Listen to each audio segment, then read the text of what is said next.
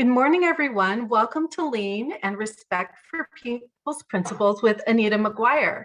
I'm Jessica Dang with Results Washington. My pronouns are she, her, and I will be your moderator today. We have about 980 attendees in this session. We're so happy that you're here. I'm joined today by Catherine Thomas, who will be providing ASL interpretation today. Thanks to my teammate, John, who is managing technology behind the scenes. And I want to share a few things before we get started today. We know many of you are familiar with Zoom meetings, but there are some differences in Zoom webinar, which we're using today. The biggest difference is that you won't be able to talk or have your video visible. This ensures all participants can focus on today's presentation. We want to draw your attention to a few different features and how we'll use them. So first, notice the Zoom toolbar. Move your mouse and the toolbar will appear and you can see icons for chat and Q&A. Chat between participants is not available during today's session, but we will be posting a handout and link to the presentation in chat. Feel free to pop questions into Q&A, into the Q&A feature during the session. We won't be able to respond to all questions, but we will do our best to provide some answers. If you're having any technical issues, please use Q&A feature and we'll do our best to help you. Oops, excuse me. Next, you'll see an icon for closed captioning. If you wish to see closed captioning, click that icon and select View Full Transcript. You can adjust your screen view to make the presentation or speaker larger by sliding the vertical bar on your screen to the right. Session materials are available on our website and videos will be available within a week. If we get disconnected or run into technical troubles, we'll try to get the webinar back up for about 5 minutes. In the event we're not able to do so, we'll record the session and post it on our website at a later time. Finally, at the end of the session, a survey will pop up. Please take the time to complete the survey. This will provide the presenter and Results Washington with real-time feedback. We are so fortunate to have Anita McGuire with us today. Anita is the Continuous Improvement Program Manager at the Department of Social and Health Services. She has been serving in this role since 2019 and with the agency since 2017. Anita is a professional Lean consultant who holds Lean Six Sigma, ProSci Change Management, and Diversity Professional certifications. Prior to state service, Anita spent 20 years as a chef, ServSafe and HACCP trainer, and a restaurant consultant for the National Restaurant Association. Welcome, Anita. Thank you so much, Jessica, for having me. Thank you again to Catherine and to John. And good morning to you all, and welcome to the Results Washington 2021 Lean Conference. Again, my name is Anita McGuire, and I am the Continuous Improvement Program Manager for the Washington State Department of Social and Health Services. Today, I'll be talking to you about the core of the 12 Lean principles and the concept that when we are practicing Lean, according to those principles, we are practicing equity, diversity, and inclusion.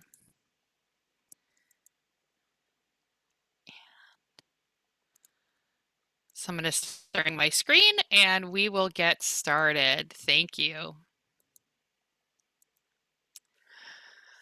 The first story I ever heard about Sakichi Toyoda may be a myth, but it set the foundation for what I have come to believe Lean to be at its core.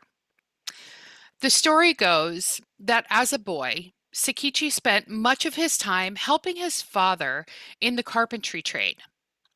This gave him access to see many types of early industry in his hometown, one of them being the textiles industry and the use of the hand loom.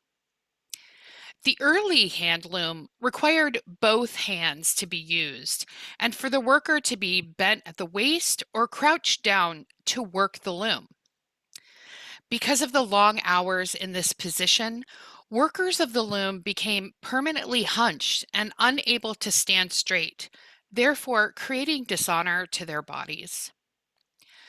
This experience of seeing his people broken and dishonored partnered with his desire to make the work and the lives of the workers in Japan more efficient and fulfilling drove him to immerse himself in the invention of a loom that respected the worker, the resources used to create the products, and the sensibilities of the customer.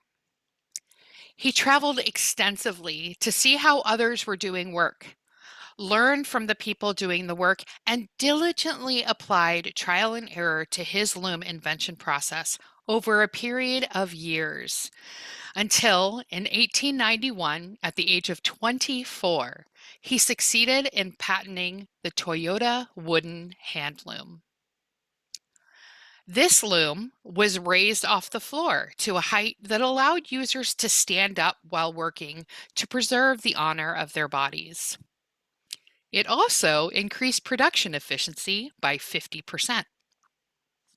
As I said, this may be a story based in legend, but the impact of his principles launched one of the most successful business models in history, and it's why we're here today talking about lean.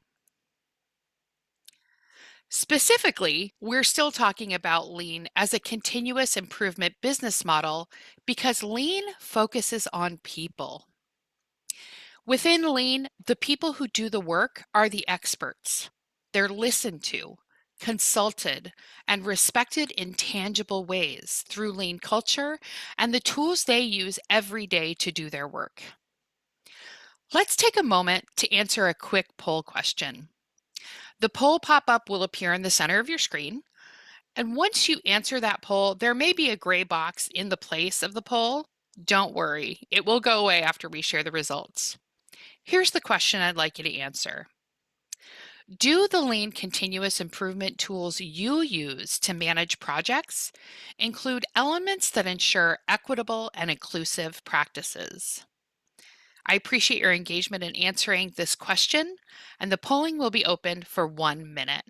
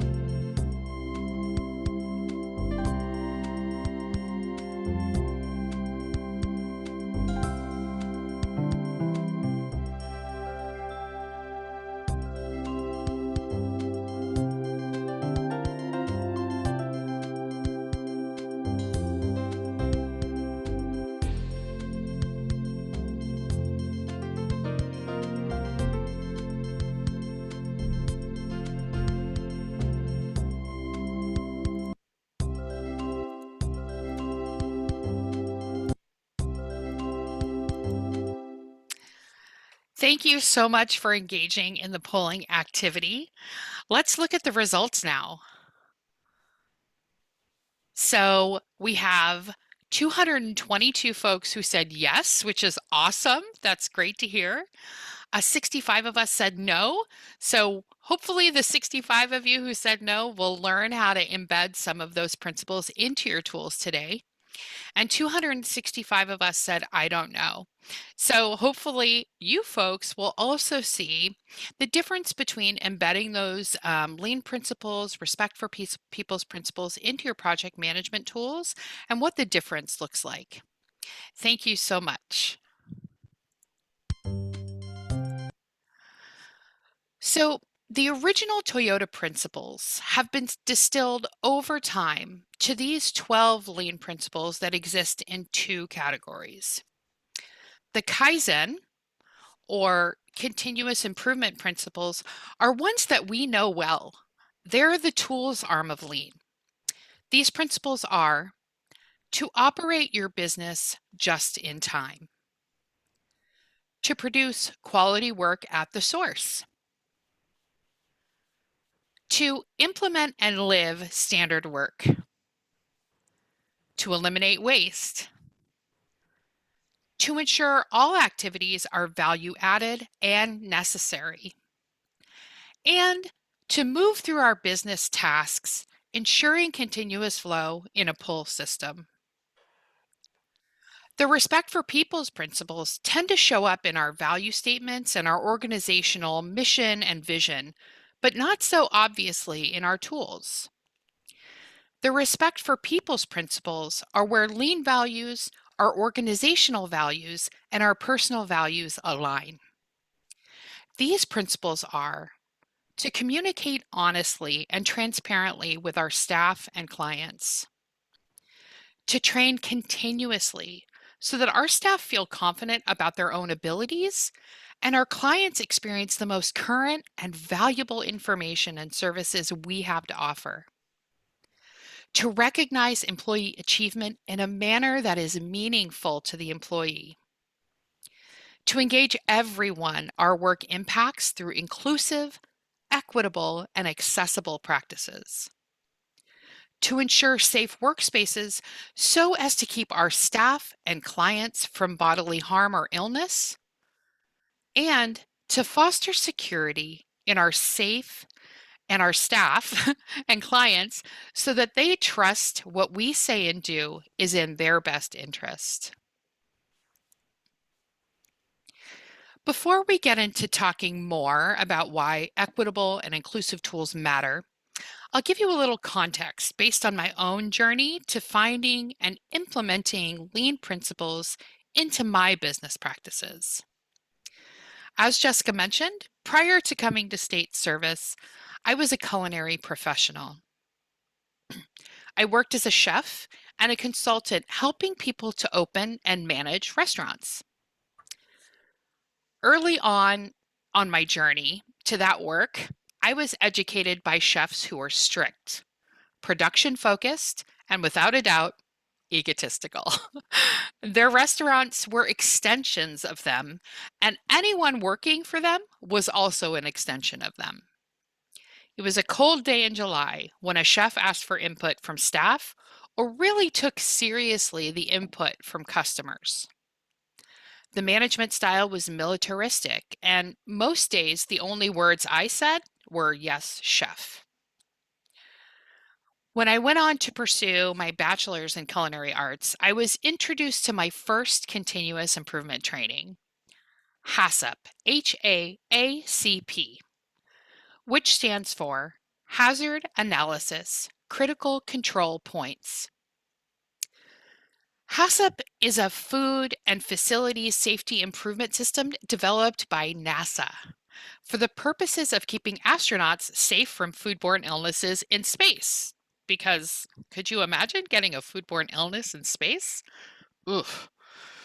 It is a really strict system that I learned to follow to a T to ensure safe food and facilities practices for, well, non-astronauts. Fun fact, I tend to think of all of my customers now as astronauts because of that training. So you would think that somewhere along this educational journey that I would have been taught to truly engage with staff and clients through an equity lens, but nowhere in this long journey of training to become a culinary business owner and manager did I hear the word equity, let alone inclusion. So as I managed businesses for others and eventually became a business owner myself, I managed with a bit of an iron fist, just like I had been managed. Spoiler alert, I was not a good manager.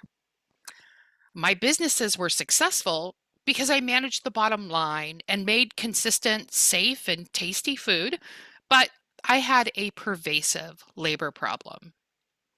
My labor problem? Ridiculously high turnover. I was the grand poobah of the restaurant and never asked for input from my staff. They were to execute my vision exactly, or they could find the door. And they did, often. As you all know, turnover is costly from many perspectives. But for years, I never measured that impact it was having on people because I had a stack of resumes on my desk and lots of eager cooks and servers who needed jobs. So, what was a little bit of time and training? I would eventually be able to find the right mindset to execute my vision, right? Eventually, I sold my business and started consulting. My internal monologue was that I had been successful, so I could teach others to be successful. Well, one fateful day, I witnessed disaster that I had directly contributed to by promoting my management style to another chef. His entire staff walked out 12 days after his opening. As I contacted them in a flurry of panic, they all had similar things to say, and it boiled down to this: nothing about us without us. I did steal that from someone who works at DSHS, so shout out to you. You know who you are. I'm going to say that again. Nothing about us without us. They needed their voices to be heard. They needed to have a say in how the work was impacting them, and none of them were coming back until they were guaranteed this concession. Begrudgingly, I promised that the chef and I would meet with all of them to discuss a new way. If I'm honest, I thought all the hubbub was just a symptom of stressful opening and it would all blow over in a couple of weeks. But it didn't. The staff were adamant. In my search to find some guidance, I found stories about the Toyota production system and Lean for Dummies. Yep, that yellow book saved my bacon. I started huddles immediately that were not just about tasting the specials or communicating outages. We talked about what had gone wrong in the previous services and listened to staff ideas about how to make things better. We made the work transparent. We worked together to embed equitable staffing practices and flexibility. We brainstormed better ways to communicate between shifts and developed standardized forms to facilitate efficient production, critical controls, inventory, and training. We even developed tools for including customers into menu development and service delivery. Statistically, 60% or 3 in 5 restaurants fail. They fail for many reasons, but for the most part, labor is the root cause. Since I learned about managing from a lean, respect for people's principles perspective and was able to embed those principles into actionable tools for restaurant owners, my consultation track record is 80%. 80% of the restaurants I consulted with who were able to use these tools are still open, even through COVID. So, why aren't we doing this more in state service? I think the answer is we think we are. As I mentioned before, we see the respect for people's principles most often in our organization's mission, vision, and value statements, or what otherwise are called orthodoxies.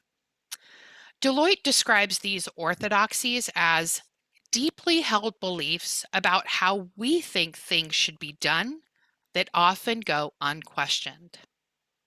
I'm going to say that one more time.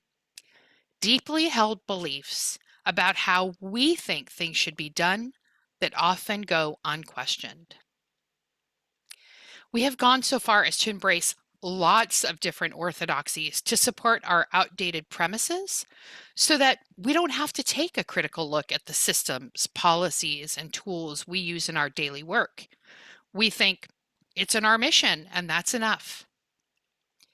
This practice leads to methodology burnout and actually takes us further away from surmising the root cause of unjust, inequitable, and inaccessible products and services. The respect for people's principles never actually make it into the tools we use on a daily basis to actually do continuous improvement work. We experience low engagement from our overall staff to do continuous improvement work because although we may have great standardized tools, the tools don't really reflect the values of inclusion and equity and then they get stagnant. We know, as practitioners of Lean, that this is a delusive practice. Standard work should never become stagnant work. In Lean, we question everything, even our mission, vision, and values, so that nothing becomes a sacred cow.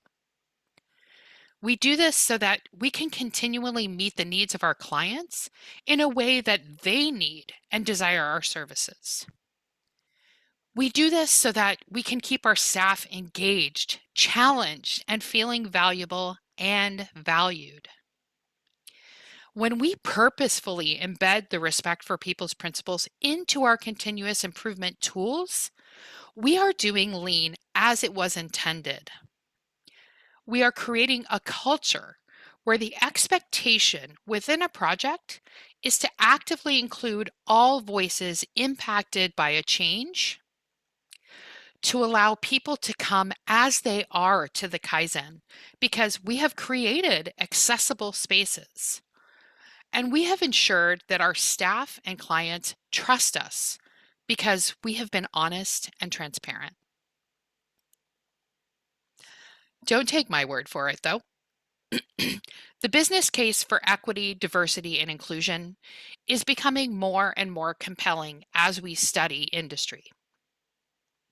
The Equal Employment Opportunity Commission, or EEOC, the ACLU, and many private consultation groups such as Gallup and McKinsey have done studies in earnest over the last 10 years, in which results seem to prove that more diverse and actively inclusive practices lead to better business outcomes. The chart above shows data from the 2019 McKinsey and Company report. McKinsey and Company have studied over 1,000 large companies and government agencies across 15 countries over the last 6 years. Their 2019 report states, "Our latest analysis reaffirms the strong business case for both gender diversity and ethnic and cultural diversity in corporate leadership. It shows that this business case continues to strengthen. The most diverse companies are now more likely than ever to outperform less diverse peers on profitability." The survey results above are of 1,039 companies from across the globe, and they show that a gender diverse leadership outperformed non-gender diverse companies with 11% higher profitability. And when ethnic diversity is higher, profitability increases by 16%. The business case for inclusion is overwhelming. Of course, those of us who work in state service, for the most part, are not looking for profit, but we are looking for successful, sustainable outcomes for our clients and highly engaged staff who stay in state service. Imagine community partners and clients seeing themselves in us by intention. Imagine community partners and clients feeling safe to share innovative ideas with us because they know we're the best people to take great ideas and make them successful and sustainable. Imagine a staff who felt secure enough to share their greatest strengths within our agency every day because we can be trusted to foster their growth. Imagine those people staying with us as they grow, not just because of the health benefits and job security, but because we actively create an environment where they can reach self-actualization. When we live lean principles intentionally and conscientiously in our daily work and our project work, we can achieve this kind of synergy with our staff, clients, and community partners. It's great to have these principles show up in our mission, vision, and values, but we also have to make them actionable in the tools that we use every day. So let's take a moment to answer another quick poll question. The poll again will pop up in the center of your screen. And here's the question I'd like you to answer. Where can we highlight respect for people's principles in our existing continuous improvement project management tools? Again, I greatly appreciate your engagement in answering the question, and the polling will be open for 1 minute.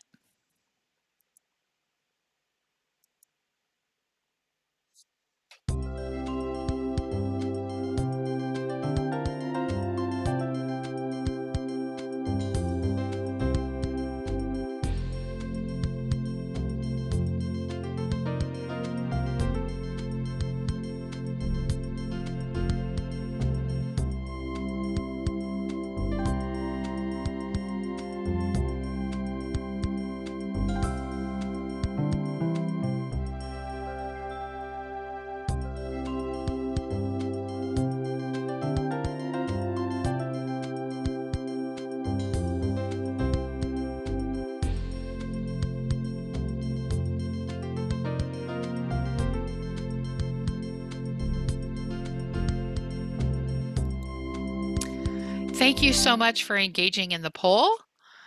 Let's look at the results. So where can we highlight respect for people's principles in our existing continuous improvement project management tools? I'm going to say you all got an A because you're all right, but overwhelmingly, all of the above. We can embed these principles into all of the tools that we use, especially in our project tools. So we're going to take a couple of minutes to give some short, quick examples of how you can embed these tools into the project plans and daily work plans for everyday work. The next few slides are going to be some examples of where we can actively embed respect for people's principles into our daily work functions. So let's talk about communication plans or just-in-time communication plans. Our just-in-time communication plans should embed early, often, and varying communication mediums to reach all people impacted by the change, to ensure inclusive and equitable access to information, as well as the opportunity to be heard. The message should be standardized and include all of the necessary information without complexity or wasteful language. Keep the message simple but not simplistic, and work tirelessly to ensure everyone gets the same message. When we start projects and as ongoing support for programs, we should go to Gemba often. When we go to Gemba, we shouldn't just talk to the most engaged and highest performers. We should respectfully engage everyone where the value is created. Every voice is valuable and valued. We should have a standard Gemba format that's used equitably and without favoritism. We should also make the results of our Gemba transparent by building trusting relationships with staff. The tools we use are an important part of the culture we build because the daily tools are what staff and clients engage with the most. For example, our training programs must be built and delivered with cultural competence, compassion, sensitivity, and accessibility for differing abilities embedded. Staff should be able to come as they are whenever possible without having to request special accommodation. This should be the standard and always create value for staff. Training just to check a box is not lean, and staff disengage as soon as they feel that they're just doing a training to meet a quota. Now, I realize that we have these times where we practice non-value added but necessary training to abide by policy, but we must also offer real, meaningful, and enriching training to all staff so that the checkbox training is not the only training they have access to. Recognition is a hugely important part of lean culture. Do it in a way that's meaningful to staff. This means we need to have equitable tools for gathering success stories, not just yearly reviews that check a box. We need to reach out to those who aren't good at putting themselves forward and celebrate their wins too. This takes relationship building because we have to know someone in order to meaningfully recognize them.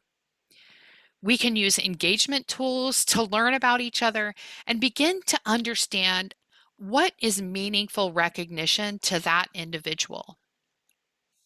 Especially as we traverse this more virtual world, engagement tools to build relationships and celebrate wins are critical. Tools like huddles and visual controls help in our everyday practices. Make sure that they are intentionally inclusive and fair. Safe, secure spaces for people to engage with services and work activities so that no harm comes to them is imperative. Practices should be standard, and everyone who interacts in that space should be made aware and given equal access to necessary safety guidelines. Lastly, all of our practices should be fair. Making rules standard, equitable, visible, and accessible helps to hold everyone equally accountable, which creates a work environment where fear is not the motivator for good work. Everyone must be held to the same standards and, and standards and rules so that we can foster trusting relationships with our clients and our staff. Use transparency tools to talk openly about challenges and threats. They'll come as surely as change comes. But if you have intentionally embedded lean respect for people's principles into your daily work tools, people will know what to expect and feel less threatened when those challenges arise. So again, it's great to begin practicing these principles within new projects for innovation, reaching strategic goals, and advancing technology to meet client and staff needs. But this is not enough. We must also use these principles to get to the root cause of our most inequitable and inaccessible business practices to try to undo past harm and build better, more trusting, and just practices for our customers and our staff. This may be the hardest work we do as continuous improvement professionals, but it must be done. Our policies are tools, and the way we follow them are also tools. How are we going to use those tools to undo injustice? So I've created 2 sample templates for you to take away with you today, and you'll find the links to those templates in the chat. The first is a general Gemba walk template, and the second is a project planning checklist template. Hopefully, you will see the difference between the standard tool forms that have not historically highlighted the respect for people's principles and these templates that have the principles embedded into the tools. They're presented in PDF format, but if you'd like a Word document so that you can make adjustments yourself, go ahead and reach out to me. My email address is on the last page of the slide, and I'd be happy to send them to you. Let's look at a few changes you can make to a standard Gemba walk checklist to ensure you are embedding the lean respect for people's principles. In the before example, is there a standard process for completing your tasks?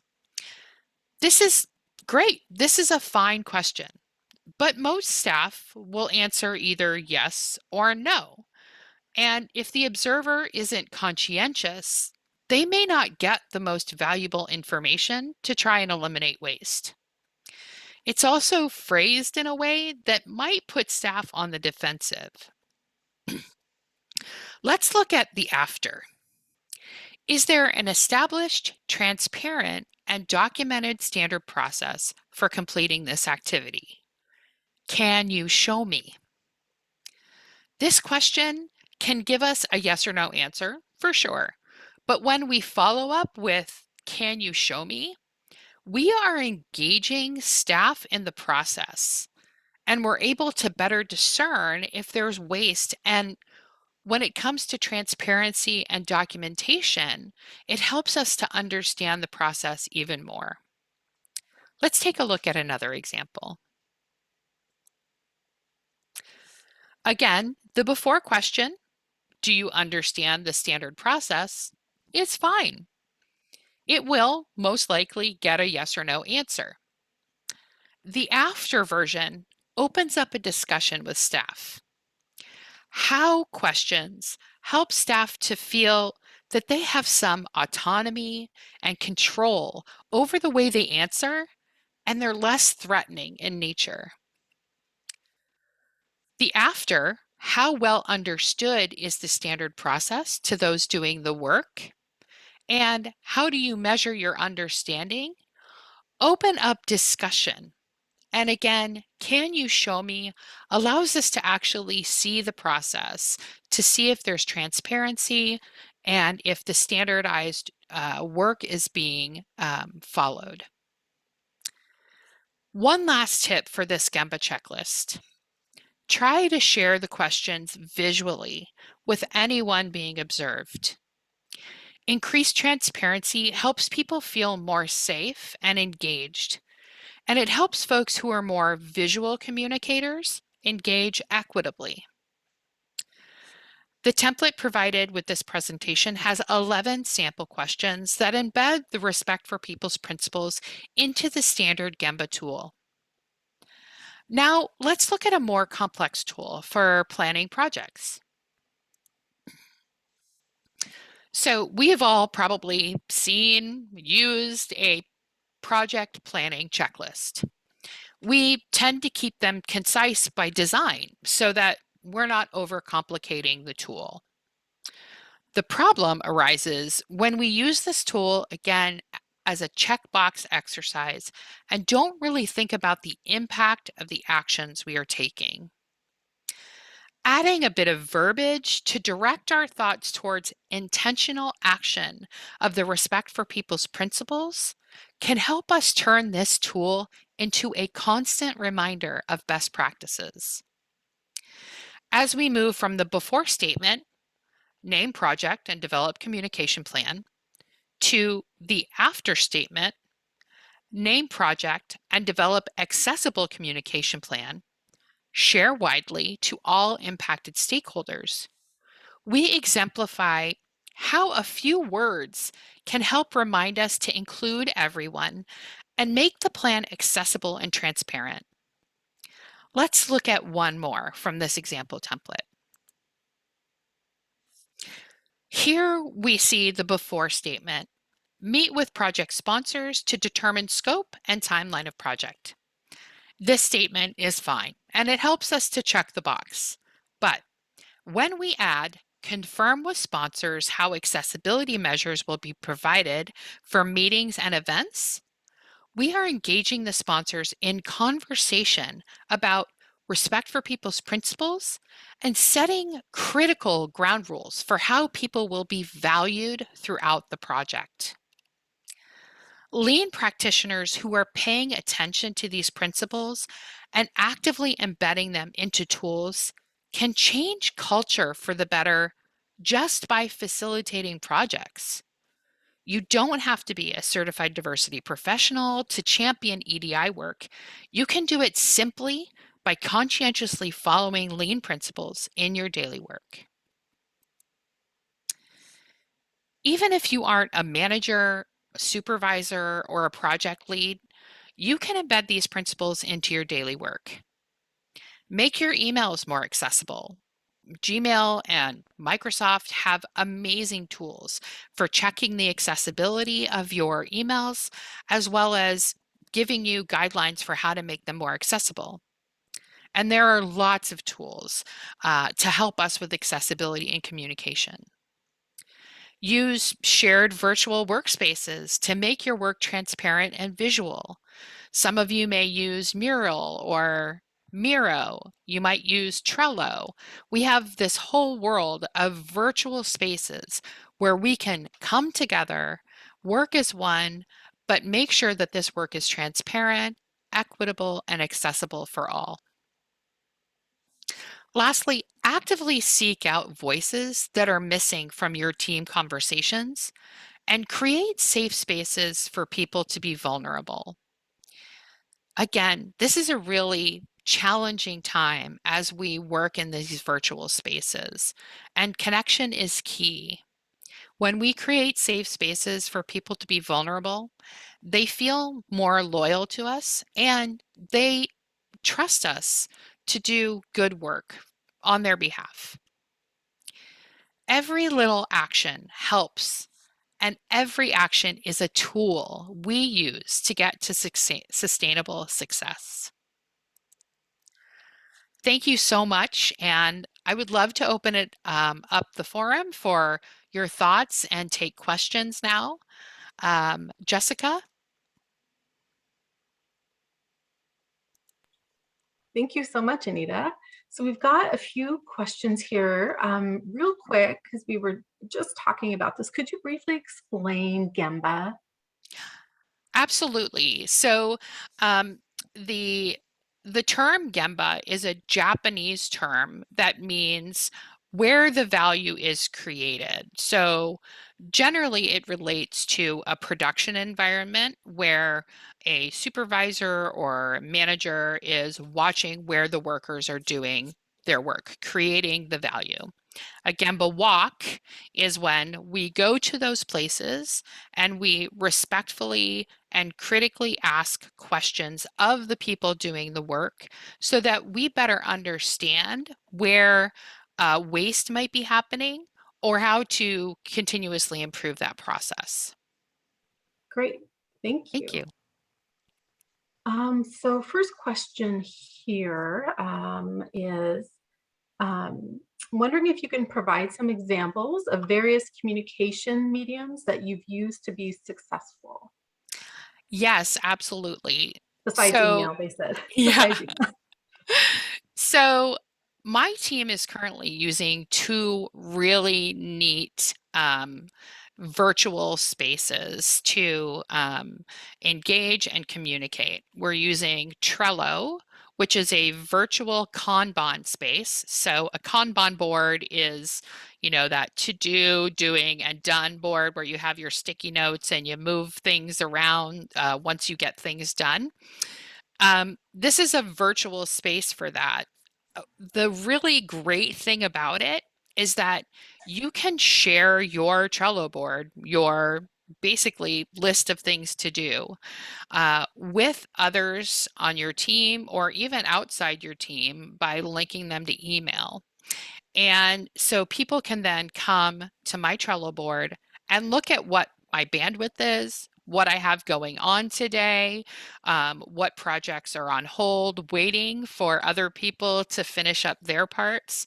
It's a really great engagement tool that has taken my team, especially in this virtual space, to a place where we are like firing on all engines. It's pretty amazing. We also use a tool called Miro, and it's a virtual whiteboard. Um, for those of us who have done value stream mapping in person before, you usually have a big wall where you're putting your sticky notes. This is basically that, but just in a virtual space. There are lots of really great design tools and templates embedded. And again, we can make that transparent and shareable by giving links to folks so that they can come and join that Miro board, do activities in that space, leave comments. You can tag folks so that they can be directed to a certain part of that board. And again, using this tool has really helped us to facilitate really great production levels as well as transparency in our work. Great. Thank you. A few more questions here. What tools can we use to remove implicit bias and equity in the Gemba walk? Awesome. That is a great question. So I think with implicit bias, we really have to look at what our biases are as we're creating these questions, and be really honest and vulnerable with ourselves about how we ask people questions. So, for example, what are you doing is not a great question, right? Or why are you doing it that way isn't a great question. And certain cultures or people who have been marginalized, who might live in some fear in their work, are going to be defensive to those questions right away. So first start with yourself, then reflect on how a person might be uh, either more accepting or defensive of a question. And also, I would suggest trying out your Gemba Walk questions before you actually go to Gemba. There are lots of also additional spaces where you can look for, um, these historically racist or inequitable questions, to try and avoid those. And you can see on the Gemba Walk questionnaire, the template that I've provided, that we're focusing on these inclusive questions to get people to talk more vulnerably and openly about their processes. And you also want to remember, when you go to Gemba, you're not going to Gemba as sort of like an omniscient overlord. You are going in a respectful way to have conversations with people, to build relationships with people, because those people are the ones doing the work. They're the most important tool you have to getting work done, to getting services to your clients. So the better our relationships with those folks, the better our outcomes are going to be for our clients. Great. Thank you. We have a question around measuring. So what does measuring diversity and inclusion look like? That is a really tough question, because we haven't done that very well. I think we're starting to embed some survey type tools into our daily work that include equity and diversity questions. And I would highly recommend doing plus deltas after every single meeting. So a plus delta is, what can we work on and where did we do well? And really listen to people's voices when they give you that input and make change. That's a great way to survey in the moment how you've done. Also, I would ask this question: were you able to come as you are? And collect that data again every single time you have a meeting. Accessibility is huge, because it doesn't just help out folks who are in need of, accommodation. It helps everyone. If you planned for making all of your interactions, events, projects accessible, then everyone can come as they are. And again, survey, survey, survey. If you are in a place of power, where you have control over how we ask questions and who we ask questions to, another great way to collect data is to actually go out in whatever form that looks like these days, and have listening sessions where you're asking open-ended questions and then you are being quiet and allowing the voices in the room to be heard. It has been hugely impactful. I know the governor's office has done listening sessions. DSHS has done lots of listening sessions surrounding equity and diversity. And we're getting answers that make us uncomfortable, but it gives us this ability to really look at the root causes of injustice in our tools, our policies, our procedures, and make critical, meaningful change for staff and clients. Great. We have a question around change management and how is that related to lean principles? Yeah, so, you know, I have, when I first came into state service, I was really excited about embedding change management into lean tools, right? But then I started really thinking about all of the principles of lean and how these respect for people's principles, if we look at the tenets of change management, and let's take, for example, the ADKAR model, ADKAR. Um, we have making everyone aware, right? So in our respect for people's principles, we have transparent communication, which builds awareness. We have knowledge in the ADKAR model. In the respect for people's principles, we see training continuously. And I think for each one of those sort of tenets of change management, we see that reflected in these respect for people's principles. The problem is that we haven't really engaged with these respectful people's principles. We've been looking at lean as a set of tools instead of an overall culture that is accessible and equitable and includes diverse voices. Not only includes, but actively seeks out diverse voices.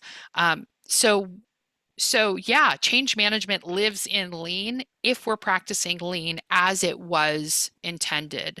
Um, there are also some awesome, great change management concepts and tools that we can also use as a part of our projects and as a part of building resilience and sustainability. But again, if we're using these lean concepts as they're meant to be used and conscientiously and consistently, I think you'll find that you're going to encompass a lot of those things that change management would do for you. Great. See, we have probably time for one more question. So we're getting a lot of great presentation and thank you. Thank you. But do you have any resources you'd recommend for folks to become better educated on including a greater EDI focus in improvement work? I mean, there are so many. Um, I I do like to point to RAIN, which is RAIN, which is the Washington State um, um, Business Council for Diversity and Inclusion. Their website has a ton of amazing resources. They have meetings monthly where anyone can join. They also have volunteer opportunities where you can really embed yourself in what it looks like to push forward a diversity program, what that really looks like and what it entails. And then, of course, I would, reach out to your local EDI organizations within your departments, administrations, because they need people and they're willing to teach you and help you grow and learn, because the better we do at this, the more engaged and loyal our staff is going to be. They're going to see us as a place where they want to work, not just where they have to work. So those are the two resources I would say, just off the cuff, you should reach out to immediately. Great, great. Well, thank you, Anita, for this great session. Certainly, the information you provided today is valuable for attendees.